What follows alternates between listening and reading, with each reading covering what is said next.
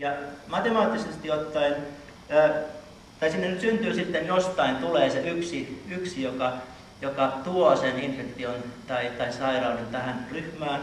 Ja nyt mulla on sellainen malli, jossa se leviämisvoima 2. Ja se tarkoittaa sitä, että se pystyy tartuttamaan 2 uutta yksilöä siellä täysin alttiissa ympäristössä. Semmoisessa ympäristössä, missä kaikki ovat alttiina. Ja nämä jälleen pystyvät levittämään sitä eteenpäin niin, että sinne syntyy 2 uutta kummastakin. Ja nyt mulla on yhteensä 4 tässä seuraavassa ikään kuin sukupolvessa.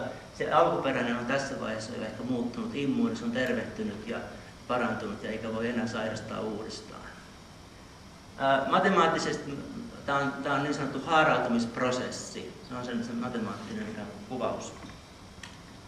No nyt kun tämä epidemia menee tämmöisen väestön läpi tai vaikka pienemminkin ryhmän läpi, niin vähitellen käy niin, että nämä kontaktit alkaa osua sellaisiin yksilöihin, jotka olivat jo sairastaneet. Se menee vähän hukkaan tämä yritys tässä.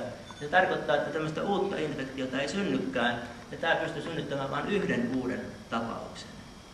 Ja sitten vähitellen käy niin, että yhä enemmän näistä yrityksistä kohdistuu sellaisiin jo suojassa oleviin. Ja lopulta se epidemia kuolee pois tämän syyn takia.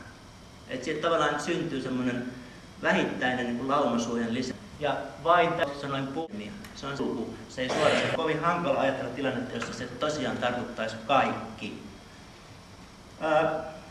No mitä sitten tämmöisessä aika? Tässä on ihan sama ryhmä, mutta sillä tavalla, että siellä on nyt ihmisistä, sanotaan nyt vaikka rokotettu tätä sairautta vastaan.